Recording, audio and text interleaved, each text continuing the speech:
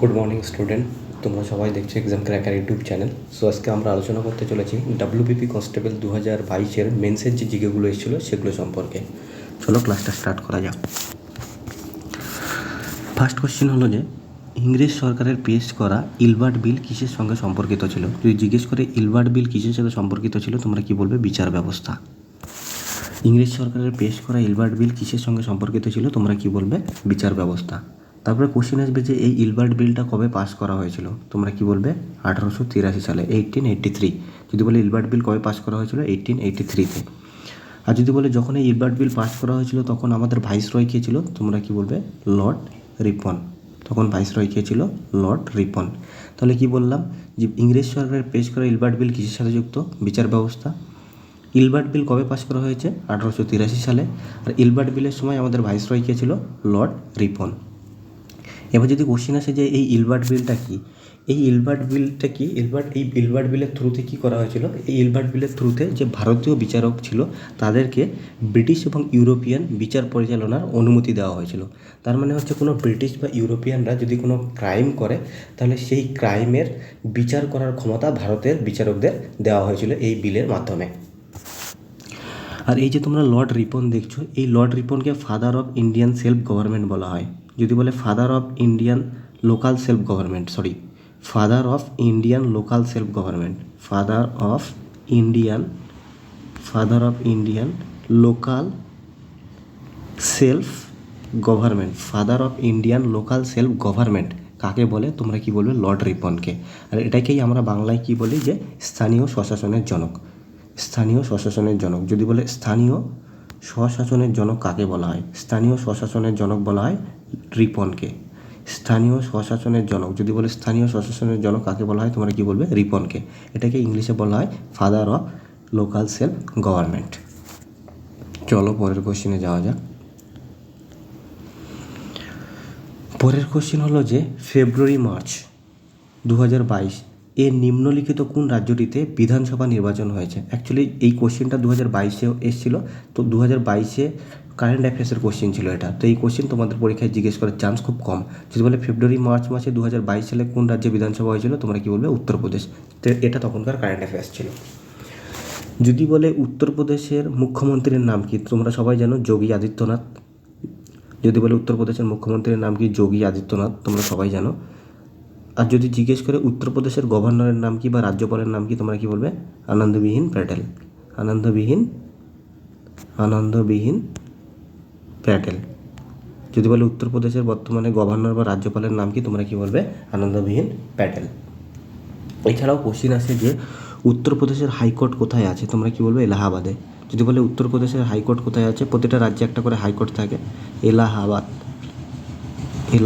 যদি বলে উত্তরপ্রদেশের হাইকোর্ট কোথায় আছে? তোমরা কি বলবে? এলাহাবাদ। উত্তরপ্রদেশের হাইকোর্ট কোথায় আছে? তোমরা কি বলবে? এলাহাবাদ। এই রিসেন্টলি এই এলাহাবাদের নাম পরিবর্তন করে কি করে দেওয়া হয়েছে? প্রয়াগরাজ। যদি বলে কোন শহরের নাম পরিবর্তন করে প্রয়াগরাজ করা হয়েছে? এলাহাবাদ। ক্লিয়ার? যদি বলে প্রয়াগরাজ শহরের আগের নাম কী ছিল? এলাহাবাদ। আর যদি জিজ্ঞেস করে উত্তরপ্রদেশের হাইকোর্ট কোথায় আছে? এলাহাবাদে, ওটাকে এলাহাবাদ হাইকোর্টই বলে। আর যদি বলে এই এলাহাবাদ হাইকোর্ট কবে তৈরি হয়েছিল? তোমরা কি বলবে? 1866 সালে। খুব ইম্পর্টেন্ট কোশ্চেন কিন্তু। যদি বলে এলাহাবাদ হাইকোর্ট কবে তৈরি হয়েছিল? তোমরা কি বলবে? 1866 সালে। চলো পরের কোশ্চেনে যাওয়া যাক।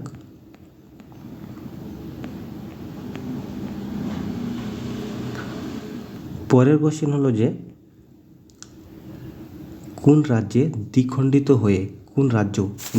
হয়ে ঝাড়খণ্ড রাজ্য গঠিত হয়? তো এটা অ্যাকচুয়ালি বলতে চাইছে যে কোন রাজ্যটাকে ভাগ করে ওখান থেকে একটা নতুন রাজ্য তৈরি করা হয়েছে। তো ঝাড়খণ্ড যে রাজ্যটা সেটা তৈরি করা হয়েছে বিহারকে ভেঙে ঝাড়খণ্ড তৈরি করা হয়েছে। যদি বলে কবে বিহারকে ভেঙে ঝাড়খণ্ড তৈরি করা হয়েছে? 15 নভেম্বর 2000 সালে। 15 নভেম্বর 2000 সালে বিহার থেকে ঝাড়খণ্ডকে আলাদা করা হয়েছে। মানে বিহার থেকে একটা নতুন রাজ্য তৈরি করা হয়েছে যেটার নাম ঝাড়খণ্ড। যদি বলে কবে তৈরি করা হয়েছে? 15 নভেম্বর 2000 সালে। খুব ইম্পর্টেন্ট কোশ্চেন যে কোনো এক্সামের জন্যে। এছাড়াও তোমরা নাম শুনেছ ছত্তিশগড়। মধ্যপ্রদেশ রাজ্য থেকে, যে মধ্যপ্রদেশ রাজ্য আছে সেই মধ্যপ্রদেশ রাজ্য থেকে ছত্তিশগড়কে আলাদা করে নতুন রাজ্য তৈরি করা হয়েছে। এই মধ্যপ্রদেশ থেকে ছত্তিশগড়কে আলাদা করে মধ্যপ্রদেশ। যদি বলে ছত্তিশগড়কে কোন রাজ্য থেকে ভেঙে তৈরি করা হয়েছে, মধ্যপ্রদেশ রাজ্য থেকে, মানে মধ্যপ্রদেশ থেকে ছত্তিশগড়কে আলাদা করা হয়েছে, মানে মধ্যপ্রদেশ রাজ্য থেকে ছত্তিশগড় রাজ্যটাকে তৈরি করা হয়েছে। যদি বলে কবে, তোমরা কি বলবে 1 নভেম্বর 2000 সালে।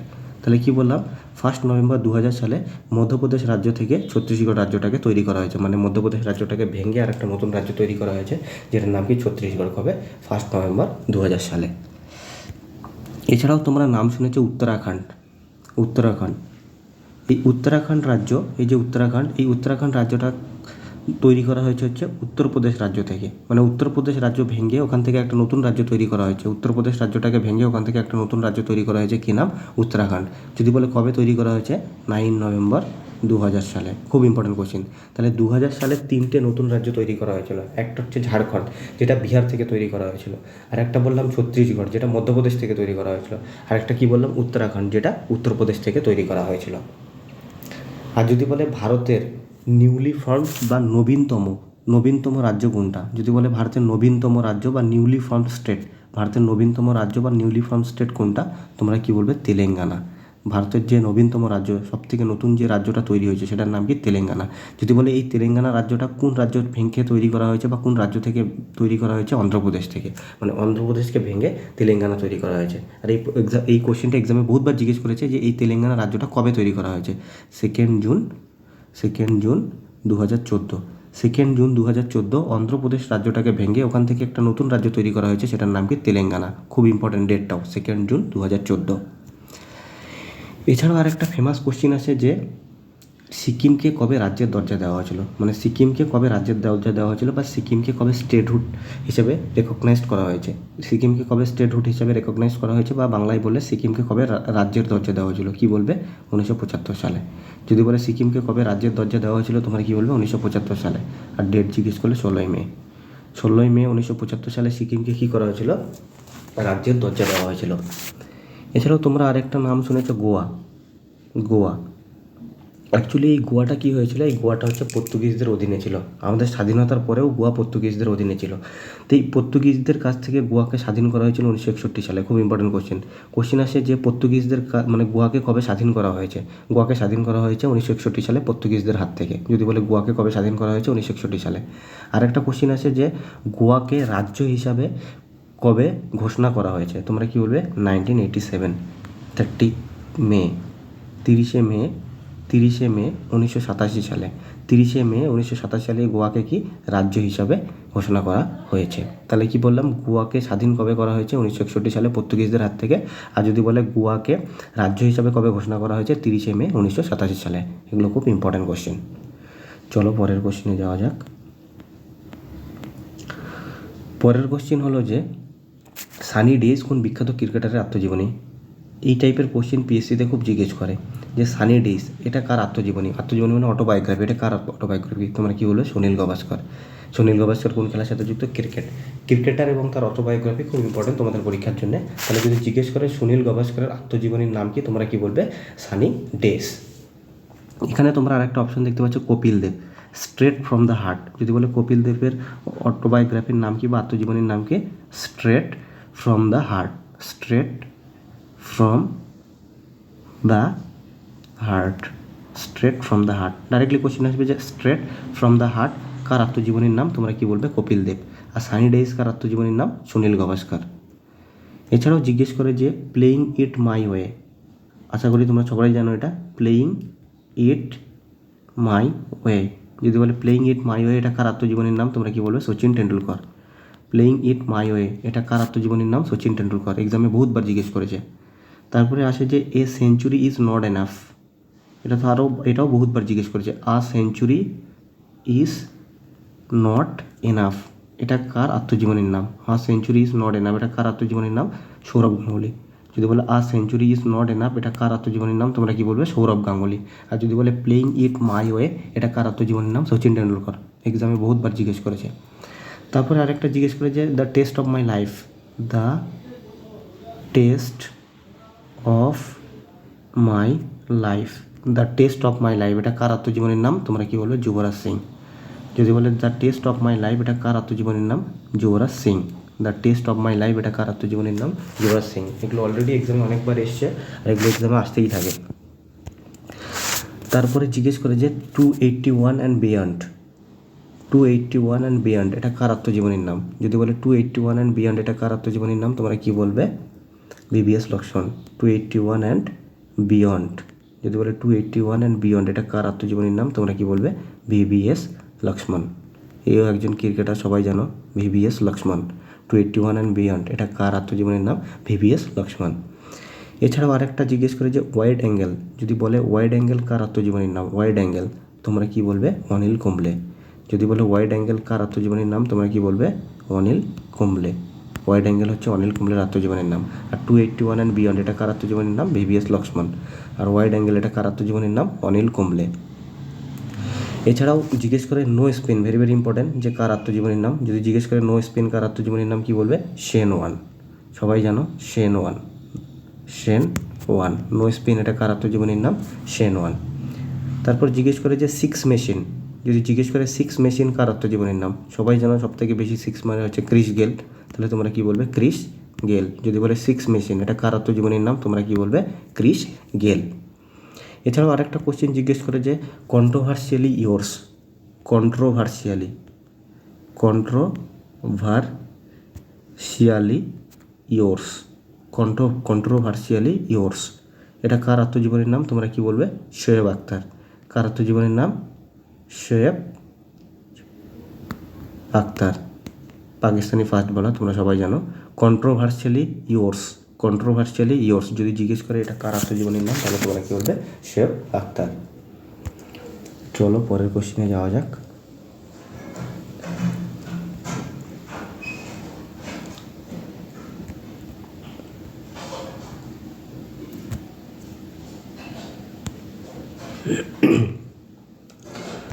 পরের কোশ্চেন হলো যে কোন রাজ্যটিতে বিধান পরিষদ নেই? কি বললাম যে কোন রাজ্যটিতে বিধান পরিষদ নেই, তাহলে তোমরা কি বলবে? রাজস্থান। কোন রাজ্যটিতে বিধান পরিষদ নেই, তোমরা কি বলবে? রাজস্থান। যেরকম তোমরা সবাই জানো যে সংসদ থাকে আমাদের দেশে, সংসদ থাকে আমাদের দেশে, আর সংসদে দুটো হাউস থাকে, একটা হচ্ছে লোকসভা আর একটা রাজ্যসভা। এটা সবাই জানো যে আমাদের দেশে সংসদ থাকে, যেটাকে ইংলিশে পার্লামেন্ট বলে। কোথায়? দিল্লিতে। আমাদের সংসদ বা পার্লামেন্ট কোথায় আছে? দিল্লিতে। আমাদের দেশে সংসদ থাকে, সংসদে কি থাকে? লোকসভা আর রাজ্যসভা, দুটো হাউস থাকে সংসদে। সেম প্রতিটা রাজ্যের যে সংসদ থাকে, রাজ্যের যে সংসদগুলো থাকে সেখানেও দুটো হাউস থাকে, রাজ্যের যে সংসদগুলো থাকে সেখানেও দুটো হাউস থাকে। একটাকে বলা হয় হচ্ছে বিধানসভা, একটাকে কি বলা হয়? বিধানসভা। আর একটাকে বলা হয় হচ্ছে বিধান পরিষদ। একটাকে বলা হয় হচ্ছে বিধানসভা আর একটাকে বলা হয় হচ্ছে বিধান পরিষদ। একটাকে বলা হচ্ছে বিধানসভা আর একটাকে কি বলা হয়? বিধান পরিষদ। তাহলে কি বললাম? রাজ্যের যে সংসদ, সেই রাজ্যের সংসদেও দুটো হাউস থাকে, একটা হচ্ছে বিধানসভা আর একটা হচ্ছে বিধান পরিষদ। তো ভারতে যতগুলো রাজ্য আছে সব রাজ্যেই বিধানসভা আছে, কিন্তু যদি জিজ্ঞেস করে ভারতের কটা রাজ্যে বিধান পরিষদ আছে, মাত্র 6টা রাজ্যে বিধান পরিষদ আছে। ভারতের মাত্র 6টা রাজ্যে বিধান পরিষদ আছে, বাট বিধানসভা সব রাজ্যে আছে। এবার ভারতের যে 6টা রাজ্যে বিধান পরিষদ আছে সেগুলো কি কি? ভারতের যে 6টা রাজ্যে বিধান পরিষদ আছে সেগুলো হচ্ছে বিহার, সেগুলো কি কি? সেগুলো হচ্ছে বিহার, উত্তরপ্রদেশ। ভারতের যে রাজ্যগুলোতে বিধান পরিষদ আছে সেগুলো কি? বিহার, উত্তরপ্রদেশ, তেলেঙ্গানা, তেলেঙ্গানা, অন্ধ্রপ্রদেশ, বিহার, উত্তরপ্রদেশ, তেলেঙ্গানা, অন্ধ্রপ্রদেশ, মহারাষ্ট্র ও কর্ণাটক। মহারাষ্ট্র আর কমাদে কর্ণাটক। তাহলে কি বললাম? যেরকম হচ্ছে সংসদ থাকে দেশে, সেটাতে লোকসভা রাজ্যসভা থাকে, সেরকম রাজ্যেরও সংসদ থাকে। সেই রাজ্যের সংসদে কী থাকে? বিধানসভা আর বিধান পরিষদ। তো ভারতের মাত্র 6টা রাজ্যে বিধান পরিষদ আছে। যদি জিজ্ঞেস করে ভারতের কটা রাজ্যে বিধান পরিষদ আছে, তোমরা কি বলবে? ভারতের মাত্র 6টা রাজ্যে বিধান পরিষদ আছে। যদি বলে ভারতের কটা রাজ্যে বিধান পরিষদ আছে? 6টা। আর যদি বলে সেই 6টা রাজ্যের নাম কি?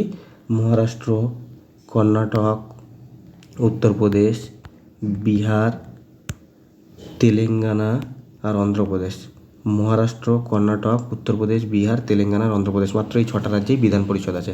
তাহলে দেখো উত্তরপ্রদেশেও বিধান পরিষদ আছে, মহারাষ্ট্রেও আছে, বিহারেও আছে, এখানে রাজস্থান। এই 6টা নামের মধ্যে কোথাও রাজস্থান আছে না, তাহলে কোন রাজ্যে বিধান পরিষদ নেই? রাজস্থান। পশ্চিমবঙ্গেও বিধান পরিষদ ছিল, বাট 1969 সালে, এই কোশ্চেনটাও পরীক্ষায় বহুতবার এসে, পশ্চিমবঙ্গেও বিধান পরিষদ ছিল, বাট 1969 সালে এই বিধান পরিষদ, যেটাকে ইংলিশে লেজিসলেটিভ কাউন্সিল বলে, এটাকে অ্যাবলিস্ট করে দেওয়া হয়েছিল, মানে বাতিল করে দেওয়া হয়েছিল। যদি বলে কবে পশ্চিমবঙ্গের বিধান পরিষদকে বাতিল করে দেওয়া হয়েছিল, তোমরা কি বলবে? 1969 সালে। পশ্চিমবঙ্গ বিধান পরিষদ ছিল, বাট 1969 সালে পশ্চিমবঙ্গের যে বিধান পরিষদ সেটাকে বাতিল করে দেওয়া হয়েছিল। চলো পরের কোশ্চেনে যাওয়া যাক। পরের কোশ্চেন হলো যে অমরকণ্টক থেকে নিম্নের কোন নদীর উৎপত্তি হয়েছে? তোমরা সবাই জানো অমরকণ্টক থেকে নিম্নের কোন নদীর উৎপত্তি হয়েছে? অমরকণ্টক থেকে নর্মদা নদীর উৎপত্তি হয়েছে। যদি বলে অমরকণ্টক থেকে নিম্নের কোন নদীর উৎপত্তি হয়েছে, তোমরা কি বলবে? অমরকণ্টক থেকে নর্মদা নদীর উৎপত্তি হয়েছে। ক্লিয়ার? তারপরে কোশ্চেন আছে যে এই অমরকণ্টক, এটা একটা পাহাড়, এই পাহাড়টা কোথায়? তোমরা কি বলবে? মধ্যপ্রদেশ। যদি জিজ্ঞেস করে এই অমরকণ্টক পাহাড়টা কোথায়, তোমরা কি বলবে? মধ্যপ্রদেশ। আর এই অমরকণ্টক পাহাড় থেকে কোন নদীর উৎপত্তি হয়েছে? তোমরা কি বলবে? নর্মদা। এছাড়াও ইম্পর্টেন্ট কোশ্চেন আসে যে সর্দার সরোবর বাঁধ কোন নদীর উপর? সর্দার সরোবর। কোশ্চেন আসে যে সর্দার সরোবর বাঁধ, কোশ্চেন আসে যে সর্দার সরোবর বাঁধ কোন নদীর উপর? তোমরা কি বলবে? নর্মদা নদীর উপর। যদি কোশ্চেন আসে সর্দার সরোবর বাঁধ কোন নদীর উপর, তোমরা কি বলবে? নর্মদা নদীর উপর। খুব ইম্পর্টেন্ট কোশ্চেন। এছাড়াও তোমরা সবাই জানো যে যদি বলে বিশ্বের সবথেকে উঁচু স্ট্যাচুর নাম কি, তোমরা কি বলবে? Statue of unity. যদি বলে বিশ্বের সবথেকে উঁচু স্ট্যাচু, যদি বলে বিশ্বের সবথেকে উঁচু স্ট্যাচুর নাম কি? Statue of unity. Statue of unity. যদি বলে বিশ্বের সবথেকে উঁচু স্ট্যাচুর নাম কি? Statue of unity. যদি বলে স্ট্যাচু অফ ইউনিটি কোন নদীর তীরে অবস্থিত? নর্মদা নদীর তীরে অবস্থিত। আর স্ট্যাচু অফ ইউনিটির হাইট কত বা উচ্চতা কত? 182 মিটার। যদি বলে বিশ্বের সবথেকে উঁচু স্ট্যাচু কোনটা, তোমরা কি বলবে? Statue of unity. যদি বলে স্ট্যাচু অফ ইউনিটি কোন নদীর তীরে অবস্থিত, তোমরা কি বলবে? নর্মদা নদীর তীরে অবস্থিত। আর যদি বলে এই স্ট্যাচু অফ ইউনিটির হাইট কত? 182 মিটার। আর যদি বলে এই স্ট্যাচু অফ ইউনিটি এটা কার স্ট্যাচু, তোমরা কি বলবে? সর্দার বল্লভভাই প্যাটেল। যদি বলে এই স্ট্যাচু অফ ইউনিটি এটা কার স্ট্যাচু, তোমরা কি বলবে? সর্দার বল্লভভাই প্যাটেলের স্ট্যাচু। যদি বলে স্ট্যাচু অফ ইউনিটি এটা কার স্ট্যাচু, তোমরা কি বলবে? সর্দার বল্লভভাই প্যাটেলের স্ট্যাচু।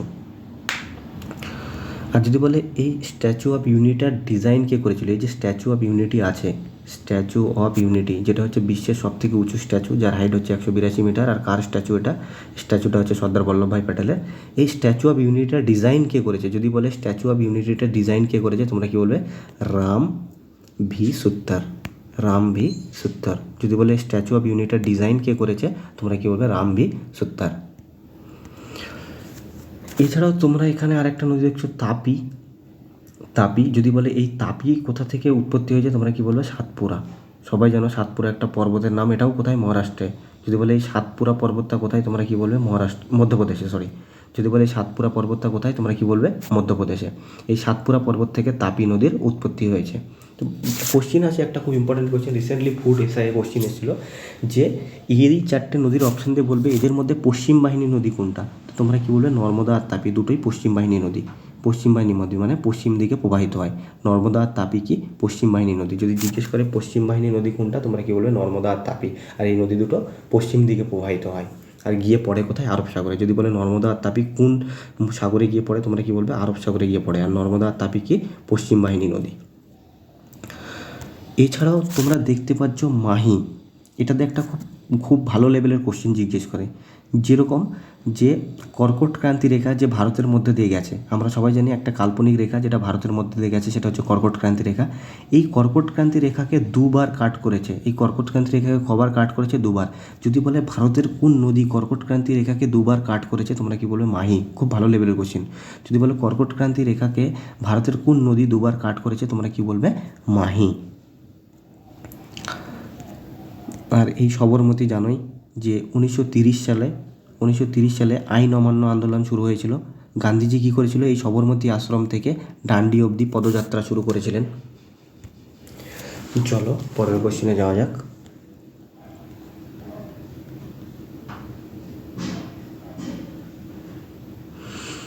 পরের কোশ্চেন হলো যে কুইনাইন নামক উপকার কোন উদ্ভিদ থেকে পাওয়া যায়? যদি বলে কুইনাইন নামক উপকার কোন উদ্ভিদ থেকে পাওয়া যায়, তোমরা কি বলবে? সিনকোনা। সিনকোনা গাছের ছাল থেকে। সিনকোনা গাছের ছাল থেকে। কুইনাইন কোথা থেকে পাওয়া যায়? সিনকোনা যে গাছ আছে সেই গাছের ছাল থেকে কুইনাইন পাওয়া যায়। এটা হচ্ছে ম্যালেরিয়া ড্রাগ হিসাবে ইউজ হয়। ম্যালেরিয়া ড্রাগ বা ওষুধ হিসাবে ইউজ হয়। ম্যালেরিয়া ম্যালেরিয়া ড্রাগ বা ওষুধ হিসাবে ইউজ হয়। তো ম্যালেরিয়া ড্রাগ বা ওষুধ হিসাবে কী ইউজ করা হয়? সিনকোনা গাছের ছাল। সেই সিনকোনা গাছের ছালে কী থাকে? কুইনাইন। তাহলে কোশ্চেন যদি আছে কুইনাইন কোন উদ্ভিদ থেকে পাওয়া যায়? সিনকোনা গাছের ছাল থেকে। আর কুইনাইন কিসের ড্রাগ হিসাবে ইউজ হয়? ম্যালেরিয়া ড্রাগ হিসাবে। ড্রাগ মানে ওষুধ, ম্যালেরিয়ার ওষুধ হিসাবে ইউজ হয়। এর থেকেও বেশি ইম্পর্ট্যান্ট কোশ্চেন আছে এই যে ম্যালেরিয়া নামটা তোমরা শুনছো, এই যে ম্যালেরিয়া রোগ, বলে যে এই ম্যালেরিয়া রোগটা কোন মানে মাছি ছড়ায়? এই ম্যালেরিয়া রোগটা কোন মাছি ছড়ায়? তোমরা কি বলবে? স্ত্রী অ্যানোফিলিস। স্ত্রী অ্যানোফিলিস। যদি বলে ম্যালেরিয়া রোগটা কোন মাছি ছড়ায়, যদি বলে এই ম্যালেরিয়া রোগটা কোন মাছি ছড়ায়, তোমরা কি বলবে? স্ত্রী অ্যানোফিলিস মাছি।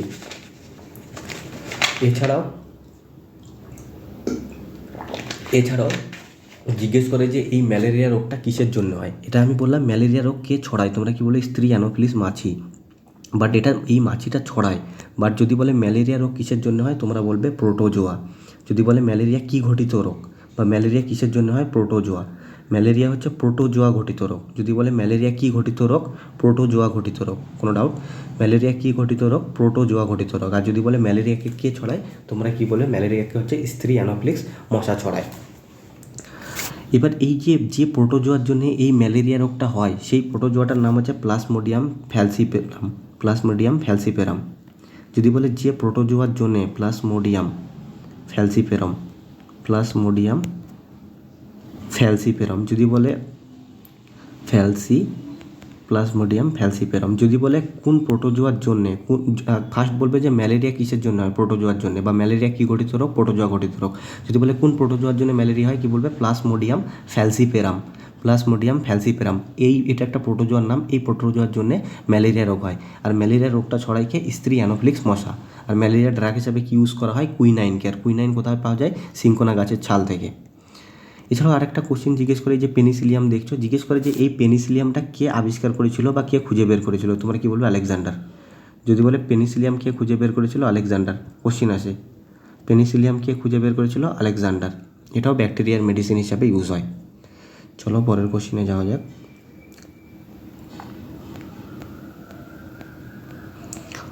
পরের কোশ্চেন হলো যে বুল ও বিয়ার এই শব্দ বন্ধটি নিম্নলিখিত কিসের সঙ্গে সম্পর্কিত?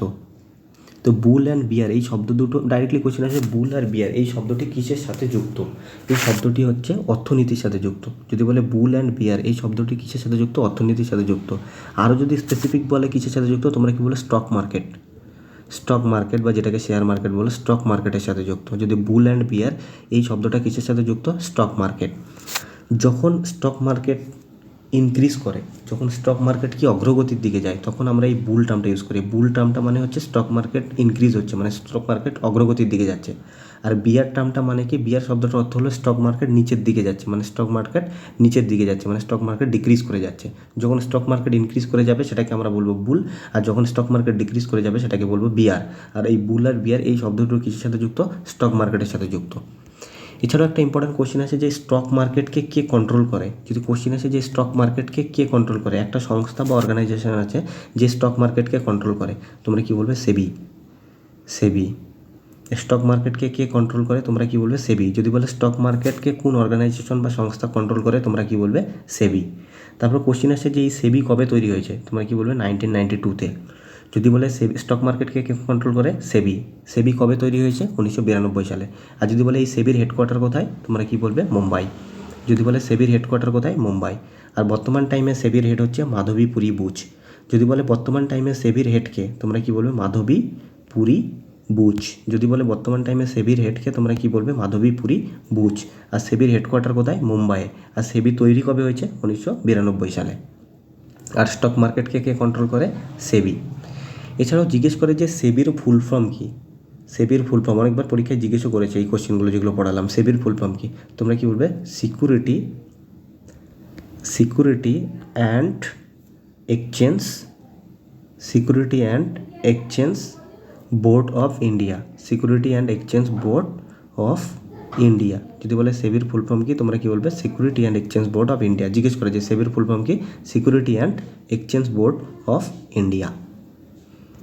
চলো পরের কোশ্চেনে যাওয়া যাক।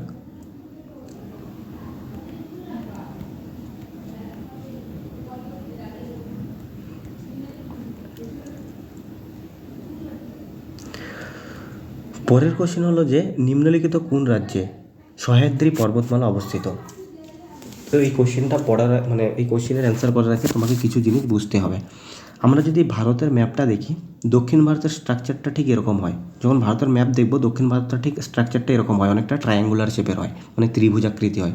যদি ভারতের ম্যাপ দেখি তাহলে নিচের দিকটা আমরা কি দেখবো, যে দক্ষিণ সাইডটা আছে ভারতের, যে দক্ষিণ ভারতটা, সেটা কি হয়, ট্রায়াঙ্গুলার শেপের হয় বা ত্রিভুজাকৃতি হয়। তো দক্ষিণ ভারতের এই ম্যাপ এটা, এই দিকটা হচ্ছে ওয়েস্ট সাইড মানে পশ্চিম দিক, আর এই দিকটা হচ্ছে পূর্ব সাইড বা ইস্ট, এটা হচ্ছে ইস্ট, পূর্ব সাইড, এটা হচ্ছে ওয়েস্ট, পশ্চিম সাইড। তো পশ্চিম দিকে যখন যাব, এরকম জায়গায় কি থাকে, মহারাষ্ট্র বলে একটা স্টেট, মহারাষ্ট্রের নিচে কি থাকে, গোয়া, গোয়ার নিচে কি থাকে, কর্ণাটক, আর কর্ণাটকের নিচে থাকে কেরালা। কি বললাম, এইদিকে থাকে মহারাষ্ট্র, তার নিচে থাকে গোয়া, তার নিচে থাকে কর্ণাটক, তার নিচে থাকে কেরল। তো এই মহারাষ্ট্র থেকে একটা পর্বত এরকম করে এক্সটেন্ডেড হতে থাকে, মহারাষ্ট্র থেকে একটা পর্বত এক্সটেন্ডেড হতে থাকে। কি বললাম, এরকম জায়গায় মহারাষ্ট্র আছে, এই মহারাষ্ট্র থেকে একটা পাহাড় এরকম এক্সটেন্ডেড হতে থাকে, সেই পাহাড়টাকে আমরা বলি পশ্চিমঘাট পাহাড়।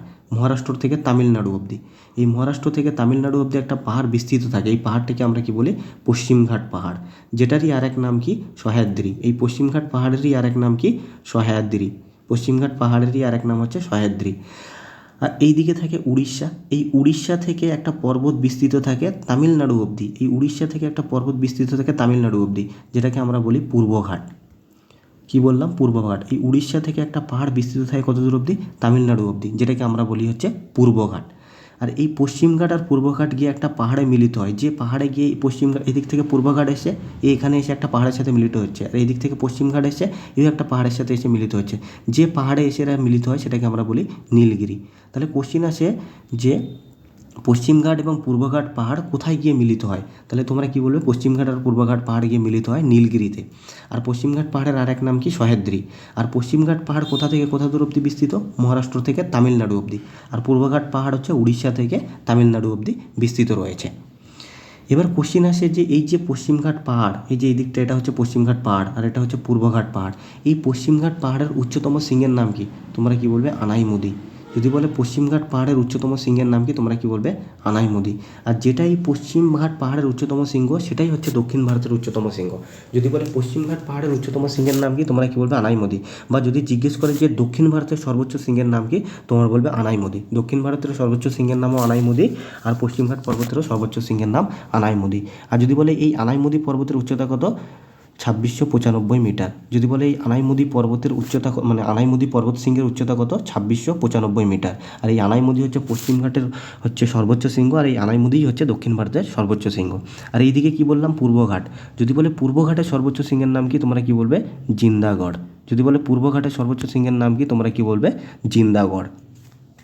তো এখানে ওই কোশ্চেনটাই জিজ্ঞেস করেছে যে সহ্যাদ্রি পর্বতমালা কোথায় অবস্থিত। আমি কি বললাম, মহারাষ্ট্র, গোয়া, কর্ণাটক, কেরল, তামিলনাড়ু অবধি এই সহ্যাদ্রি পাহাড়টা এক্সটেন্ডেড আছে, যেটাকেই আমরা পশ্চিমঘাট বলছি, যার এক নাম। তো এখানে একটাই অপশান আছে মহারাষ্ট্র, যেখানে সহ্যাদ্রি পাহাড় আছে, না বিহারে আছে, না রাজস্থানে আছে, না উত্তরপ্রদেশে আছে। চলো পরের কোশ্চেনে যাওয়া যাক।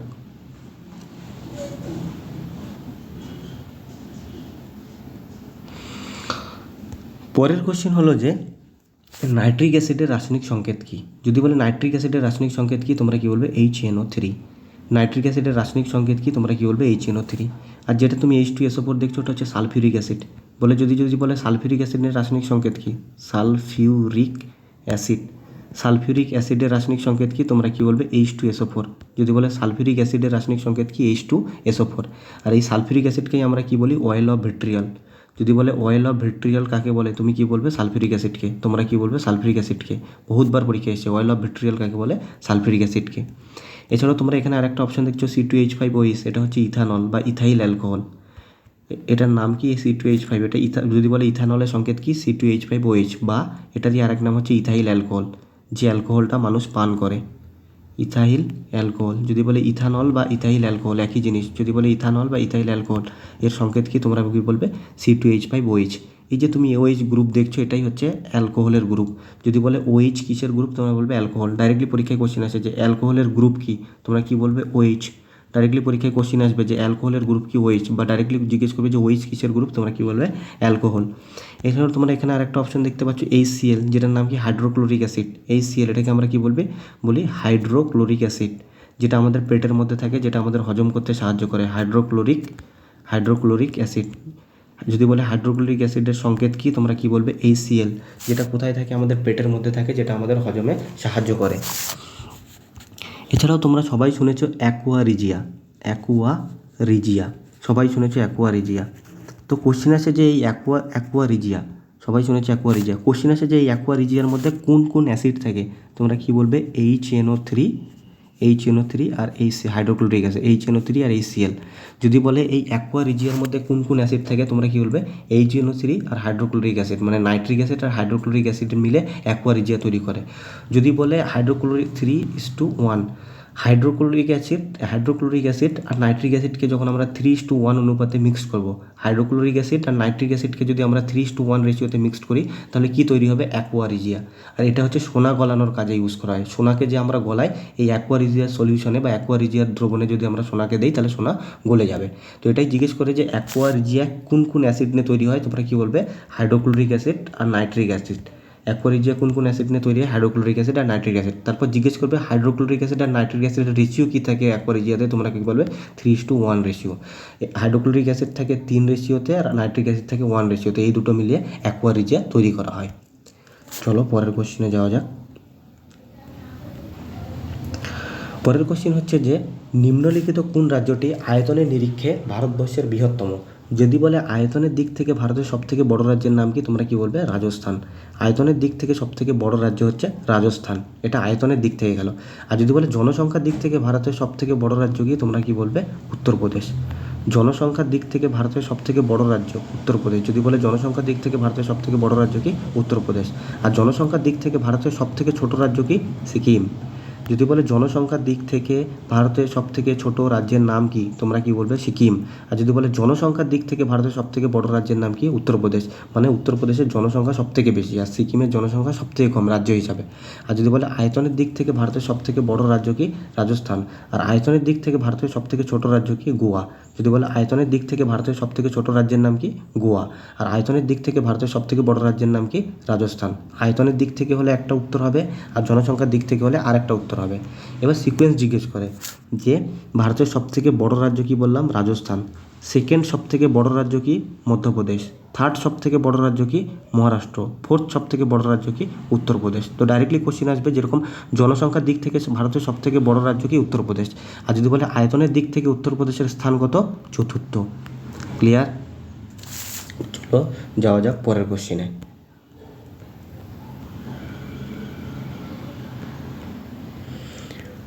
পরের কোশ্চেন হলো যে আইরিশ মানব শরীরের কোন অংশে অবস্থিত।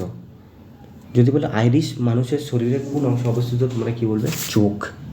আইরিশ মানুষের কোন অংশে অবস্থিত, আইরিশ মানব শরীরের কোন অংশে অবস্থিত, তোমরা কি বলবে চোখ। এই আইরিশ কি করে, যে চোখের আলোকে নিয়ন্ত্রণ করে, মানে রেটিনার মধ্যে কতটা আলো যাবে সেটাকে কে নিয়ন্ত্রণ করে, আইরিশ। জিজ্ঞেস করে কোশ্চেন যে রেটিনা, এটাও চোখের একটা পার্ট। যদি বলে রেটিনা কিসের পার্ট, তোমরা কি বলবে চোখ। যদি বলে রেটিনা কিসের পার্ট, চোখ।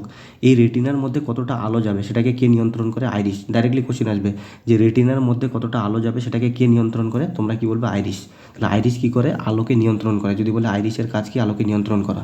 আর আইরিশ কিসের পার্ট, চোখের পার্ট। এছাড়াও যদি দেখছো এখানে রেটিনা, যদি বলে রেটিনা কিসের পার্ট, কী বলবে রেটিনাও চোখের পার্ট। রেটিনাতে কী হয়, প্রতিবিম্ব তৈরি হয়।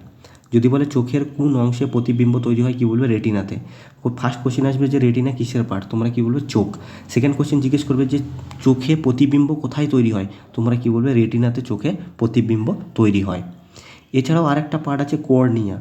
কর্নিয়া তোমাদের জিজ্ঞেস করবে যে কর্নিয়া কিসের পার্ট, তোমাদের জিজ্ঞেস করবে কর্নিয়া কিসের পার্ট, তোমরা কি বলবে চোখ। কর্নিয়া কিসের পার্ট, চোখ। যদি বলে কর্নিয়া কিসের পার্ট, চোখ। আর যদি বলে চোখের কোন পার্টটা মানুষ দান করে, তোমরা কি বলবে কর্নিয়া। চোখের কোন পার্টটা মানুষ দান করে, চোখের কোন পার্টটা মানুষ দান করে, তোমরা কি বলবে কর্নিয়া। এছাড়াও তোমরা এখানে আরেকটা অপশন দেখছো কান। কানে 3 ধরনের হাড় পাওয়া যায়, একটা হচ্ছে মেলিয়াস, 3টে হাড় পাওয়া যায়। যদি বলে কানে কটা হাড় পাওয়া যায়, 3টে। তোমরা কী কী বলবে, মেলিয়াস, ইনকাস আর স্টেপিস। মেলিয়াস, ইনকাস আর স্টেপিস। জিজ্ঞেস করবে যে কানে কোন কোন হাড় থাকে, তোমরা কি বলবে কানে হাড় থাকে হচ্ছে মেলিয়াস, ইনকাস আর স্টেপিস। এই যে স্টেপিস হাড়টা তোমরা দেখছো, এটা হচ্ছে মানব দেহের সবচেয়ে ছোট হাড়। যদি জিজ্ঞেস করে মানব দেহের বা মানুষের শরীরের সবথেকে ছোট হাড়ের নাম কি, স্টেপিস। আর মেলিয়াস, ইনকাস আর স্টেপিস, এই 3টা হাড় কোথায় থাকে, মানুষের কানের মধ্যে। এছাড়াও তোমরা এখানে আরেকটা অপশন দেখতে পাচ্ছ যে হৃৎপিণ্ড লেখা আছে। যদি বলে হৃৎপিণ্ড নিয়ে পড়াশোনা করাটাকে কি বলে, তোমরা কি বলবে কার্ডিওলজি। কার্ডিওলজি। হৃৎপিণ্ড নিয়ে পড়াশোনা করাটাকে কি বলে, হৃৎপিণ্ড নিয়ে পড়াশোনা করাটাকে বলা হয় হচ্ছে কার্ডিওলজি। আরেকটা কোশ্চেন আছে যে হৃৎপিণ্ডের আবরণীর নাম কি, যদি জিজ্ঞেস করে হৃৎপিণ্ডের আবরণীর নাম কি, তোমরা কি বলবে পেরিকার্ডিয়াম। যদি বলে হৃৎপিণ্ডের আবরণীর নাম মানে হৃৎপিণ্ডের চারিদিকে যে একটা কভার থাকে সেই কভারটার নাম কি পরীক্ষায় জিজ্ঞেস করে, যদি বলে হৃৎপিণ্ডের কভারের নাম কি, তোমরা কি বলবে পেরিকার্ডিয়াম। তো আজকের ক্লাসটা আমরা এখানেই শেষ করছি। যদি ক্লাসটা কারো ভালো লেগে থাকে তাহলে চ্যানেলটাকে সাবস্ক্রাইব করে দেবে, ভিডিওটাকে লাইক করবে এবং ভিডিওটা তোমার ফ্রেন্ডদের সঙ্গে শেয়ার করবে। Thank you.